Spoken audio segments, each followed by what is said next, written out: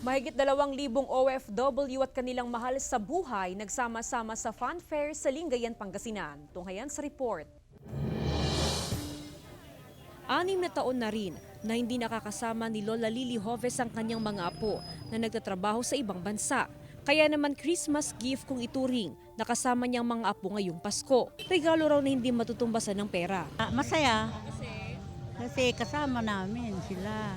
Nagsama-samang mahigit 2,000 OFW kasama ang kanilang mga kaanak sa sinagawang OFW Fun Fair sa Narciso Ramos Sports and Civic Center sa Lingayen, Pangasinan. Napuno ng kasiyahan at papremyo ang aktibidad. Maraming mga naging activities na tayo. May mga pa-contest tayo per district.